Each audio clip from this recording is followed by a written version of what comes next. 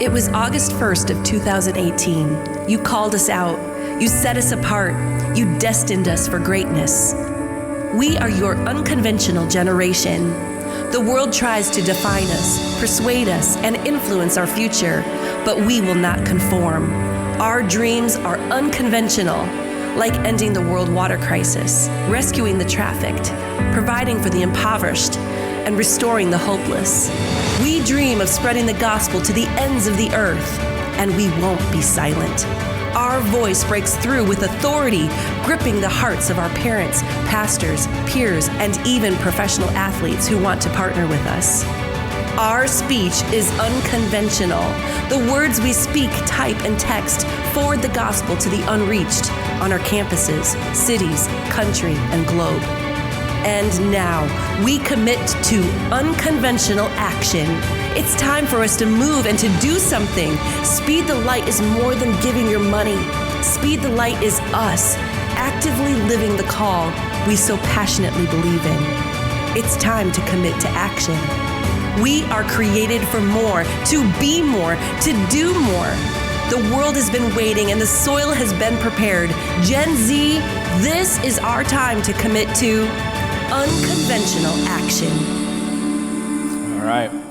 Speed the Light promo video. Speed the Light, for those of you who don't know what Speed the Light is, every year we have Speed the Light Sunday. It is the Sunday before Thanksgiving. We tie that entire day into Speed the Light, and this evening we'll have a pie auction. We'll give you some more information about that as the morning goes on. But Speed the Light is something that is near and dear to my heart, and is one of the main veins that I have. Speed the Light is a student-led initiative currently Gen Z is running it, but it started in 1944. And what Speed the Light does is students across the nation and even the world, they do all kinds of crazy random things to raise money, to raise funds to support missionaries in the mission field, accomplishing the call that God has laid on their hearts. If a missionary needs a vehicle where they're at, we at Speed the Light want to give them that vehicle that they need. They've given up everything to go where God has called them to go, and we want them to be equipped with what they need when they get there. So if they need a vehicle, Speed the Light purchases vehicles for them. If they need sound systems or instruments, things like that, Speed the Light also will provide and purchase those needs for those missionaries. Let's just be honest, guys. We have a new setup in here. We have a new sound system that sounds amazing, and I'm pretty excited for that and excited for what has taken place with being able to have that. But you guys are only catching a small glimpse of what this actually can do, okay? This last week, Mike was trying to take it to its limits, I think. And at my house next door, our walls were rattling from the bass that was going on over here. So it's got a lot of push. But I think that if we were to tear down these walls and it was wide open, that these speakers, they would go far. And many would be able to hear exactly what's being said right here, right now, and being preached every single time that we turn these mics on and we turn these speakers on, many would hear. So how important is it for a sound system to be able to hear? Because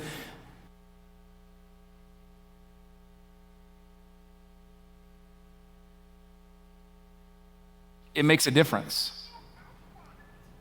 And especially if you're in a country where it's wide open everywhere, it makes a difference in needing sound systems. All right, that was ice falling off the roof, just in case you were wondering. Thought it was Missy over there creating problems. Yeah, I called you out walking out. Anyways, Speed the Light, we provide what they need. It's important to have sound system, things like that, so that they can hear. So how much more important is it for over in countries where it's wide open spaces, where they need to have somebody where it's not just hundreds, guys. There's thousands that show up to hear the gospel presentation. And so we have missionaries that need sound systems so that they can project their voice to all that is in distance to be able to hear. We have literature that we get out. A few years ago I shared, and because it's still sensitive, there are countries that do not allow the gospel or anything to be presented. They have underground churches, and they have secret ways that they go around where they have books that you are able to decode the Bible on them. And Speed the Light is getting creative in unconventional ways to present the gospel wherever it is needed. There are missionaries that will be in countries that are on flights, and in order for you to get the free Wi-Fi on there, they just push a button in this little equipment that they have, and what it'll do is it'll play. In order to get the free Wi-Fi on your flight, you have to watch the gospel presentation video. So the gospel is being presented in many different ways and in many different forms. We purchased camels for missionaries. And then when they got to the place that they were going and they rode the camel, there was a famine there. And so they ended up killing the camel and then feeding the village that was there and providing not just getting there and presenting the gospel, but feeding them. There's all kinds of crazy stories that Speed the Light has. But it's amazing to be a part of. And when I was first a youth pastor in Colorado, we were at a youth convention and we were there and I heard for the very first time Speed the Light, and I was like, I've never heard of this. What is Speed the Light? And they started giving away awards to these youth groups for the amount of money they had been giving and things like that. And missions has always been something that's been a part of my heart. I've been on a lot of missions trips. I've always gone on missions if I can. I've always wanted to support missionaries because it's just something that God has laid deep in my heart is missions. And so when I started seeing these other groups, I was like, why are we not a part of this? Why are we not giving to Speed the Light? I've never even heard of this before. And it had nothing to do with the fact that people were getting awards for how much they had given, they were getting recognition. It was, I wanted my students to have a heart for missions just like I had. And what I love about Speed the Light is a vehicle, so to speak, that presents the gospel. It helps us to develop generosity and to have a heart for missions. And there's so many different avenues that you get from Speed the Light that's why it's one of the main veins of our youth ministry that we push. Over and over again, I'm always talking about Speed the Light with our students. It's something that just pours out of me. I love what Speed the Light does and how we support our missionaries and how we present the gospel and how it's relevant to even our students and them having a heart of generosity and having a heart for missions. And so we push it, we go for it. It's something that we go all in, and I'm so happy that Pastor Sheldon champions Speed the Light and missions with our students, and that this church is missions-minded. This is one of the most generous churches that I've ever seen in my entire life, and I am so thankful for you guys and your heart of generosity and what God has done in and through your lives.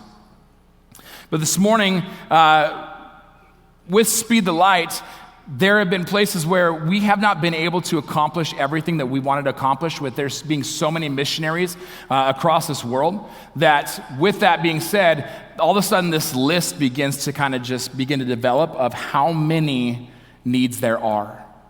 And in the past, Speed the Light would be able to do as many as they could. BGMC is the same, where missionaries, they get stuff from Boys and Girls Missions Club, which is what our kids do.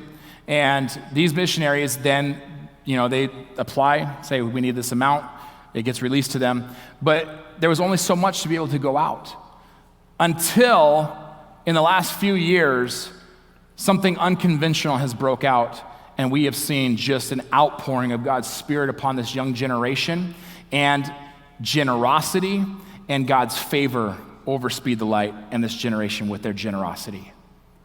Every time that I get the opportunity to speak on Speed the Light or to share, I share a word of knowledge that was given to a student at National Youth Convention a few years ago.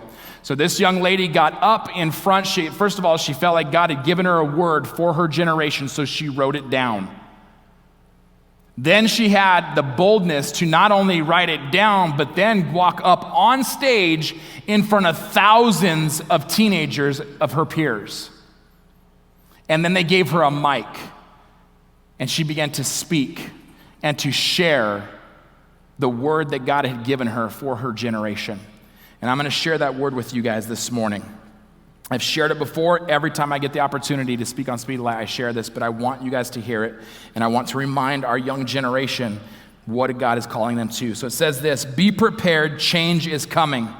I am a God of unconventional ways, and you are a generation of unconventional anointing. I say it again, I am coming back. Old ways no longer work. That is why I have called you, church. Church, listen up. An unconventional generation is going to change the world. I say this because there is no precedent to an anointing of this capacity. Chains will break in my name, and my name will spread like wildfire. My anointing will pour out like never before. And church, I'm telling you, change is coming, for I am coming soon. Youth, Do not fight the plan that I have for your life, because an unconventional generation can only be reached with an unconventional anointing and outpouring of my Spirit. This is why I have called you. Such an amazing word of knowledge that God had given this young lady for this young generation. And since that word has been given, and since that word has been shared, we have seen a dramatic change and shift in our young people and their generosity and what they're able to do in the unconventional things that they are doing in order to make that happen. It's been amazing. Every single year, the funds, the amount that is raised continues to go up and up and up, and not just by little margins. The year before last, it went up by a couple million. Then last year, we jumped by almost $7 million over that previous record that had been taking place. And we're dreaming that it's going to continue to go. And what's happening and with that dramatic increase is we are seeing, and we saw right here in North Dakota in our own Assemblies of God network, where we had a list of missionaries and their needs and everything that they had, where we saw, because of unconventional generation and unconventional generosity, that entire list wiped out. And then having extra funds left over that our DYD then went to other DYDs and was like, hey, what do you have on your list that hasn't been met in a long time? And they're waiting on it. And then we begin to meet those needs. And it wasn't just North Dakota. There are multiple states across the nation that had outbreaks of generosity with their students and with their churches, that they begin to do the same thing, and their lists were being wiped out to the point that we're getting to a place where we're all done, it's over, but to the point that our missionaries should have never had to gone on the field and answer the call of God on their life, and then sit there and wait for a couple years to get what they needed in order to present the gospel. When they got to the mission field, we should have been able to release the funds and say, here you go, here's what you need, now go, do. Now we're getting to the place where that's the case. That we have funds that as we are raising money, our missionaries are answering the call of God on their lives. Our young people, as they graduate and they go to Bible college, are answering the call of God on their life. We have students that have gone from here in the past year, 2 years, that have left to go to the mission field, answering the call of God on their life. And when they get there, if they have needs, they can apply to Speed the Light and say, this is what I need. And the funds are being readily available so we could rapidly advance the gospel. It's important to us that Speed the Light continues, and that through Speed the Light, that we have a heart of generosity. And one of the greatest things that I've come to know and to find out that from our church is that Pastor Sheldon said when I first moved here, he goes, hey man, WCAG is gonna ruin you. I was like, okay, not sure what that means. And then I went to my first pie auction and I was like, oh, that was crazy. We raised how much money? It was $23,000 that year that we raised at the pie auction. That's unheard of. That's unreal. That's what churches used to do an entire year.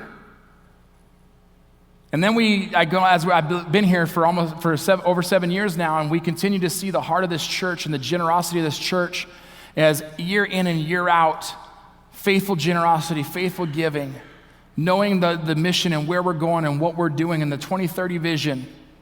And when we go and we build churches, and even just a month ago when we sent a team to El Salvador and we were able to buy in one day, Pastor Sheldon said, in one day we can do what it'll take them 20 years to accomplish. We have an amazing opportunity and resources here in Watford City, and it just blows my mind because it has ruined me. Because what used to be uncommon and unheard of, what seemed to be impossible, is now being normalized. That's just normal for our church. It's just what we do. And that's awesome. We have 5 students who this last year raised over $1,000 individually and gave to Speed the Light. That is amazing. 2 of them have jobs, and that's what they were sacrificially giving from their jobs to Speed the Light. 3 of them, they're 6th and 7th graders. You can throw the picture up there of 1 in 1,000. 1 in 1,000, we challenge some students to do 1 in 1,000. What's one thing you can do 1,000 times? And then you're gonna go and you're gonna do that thing and you're gonna raise money and you're gonna ask people to support you for doing that. And all the students said, what? Why would somebody give me money to do that? Because it's not what you do, it's why you do it.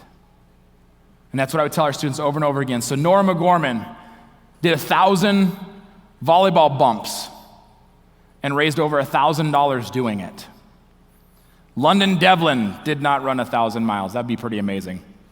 But from the time that we challenged her to today, London has ran a mile every single day and has ran 47 miles. And in that time, she has been raising money, and she has raised over $1,300 in running for Speed the Light. Yeah. And you know what's awesome about London? She absolutely hates running. She was willing to do something that she despised because she saw a need and she wanted to do something and make a change. And then my big mouth goes and tells her, hey, I don't like running either. Next year at the Mater, why don't we run the half marathon together? She's like, okay. I was like, well, that was a bad idea. So now next year I get to run the half marathon and then take a stab at the 100. This last year with riding the Mater, I've had a couple people that have come alongside of me and had rode the Mater with me, and it's been awesome. But I could have never expected this last year where we had 11 that did the 13 miles, and we had 2 that attempted the 50 and 1 that went for the 100.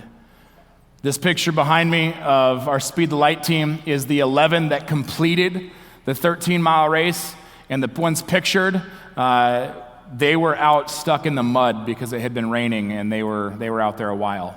But they all raised money for Speed the Light, took up funds, and then they went and did something really difficult. The Mater is not an easy task. And they did an amazing job because they understood the heart behind it and to challenge and to encourage our students to think beyond just what the normal is and to do something harder than themselves. And one of the students that raised over $1,000 was my son Zeke, and he's up there in the picture. And he did the 13 miles, and he raised his funds and raised over $1,000 to go ride for Speed the Light.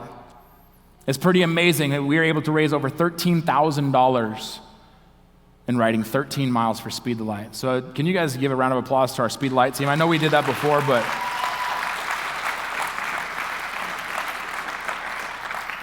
guys, I want to give credit where credit's due. I mean, these guys are working hard. Our students are catching it. They're understanding what it means to have a heart for missions, to be kingdom-minded. They're understanding what it means to give generously, even when they don't have anything. What can I do to give, to be a part of what's going on? And that's what I love where our students are at. When I first came to Watford City, really the only thing that we did for Speed the Light was the pie auction. And my goal was that eventually, if the pie auction fell flat on its face and never happened again, was that no one would know any different because our students' hearts for mission and their generosity would make up the ground and they would be giving generously. And last year, guys, our students raised over $31,000 before the pie auction ever even started. This year, our students have raised over $21,000 before the pie auction has ever even started. That is amazing, and we have got to a place where if it did fall flat on its face, our students are doing what we used to do 5-10 years ago, and it's amazing what they're doing. They're catching and developing a heart for missions just like this church has. Our core value is legacy. One of our core values is legacy. We believe in legacy because success without a successor is failure. Our church's generosity and heart for missions, we don't want that to fall flat on its face and fail because the next generation doesn't catch it and understand it and they don't know it.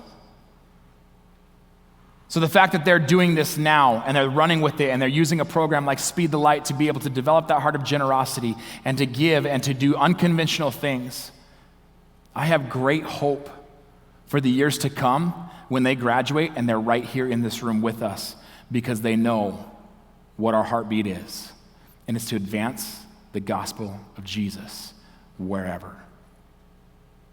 And I love that. I'm super proud of our students. I'm super proud of where they're at and what they're doing. My favorite quote to them is from Simon Sinek. People don't buy what you do, they buy why you do it. And my hope today, church, is that you have come to an understanding that It's not what we do, it's why we do it here at WCAG. I don't want you to walk away and sit there and go, well, WCAG, this is what they do.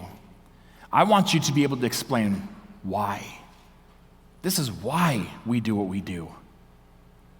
And it's to rapidly advance the gospel. Just like you heard last week with Pastor Sheldon preaching, it's the gospel. Why do we have multiple campuses? It's the gospel. Why do we build churches in other countries? It's because of the gospel.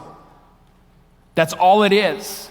It's kingdom-minded and rapidly advancing the gospel because Jesus is returning soon, and we need everyone to hear the gospel and have the opportunity to make the decisions for themselves as to whether they're not going to receive the free grace that God has given them and the salvation that Jesus has given them because of the cross.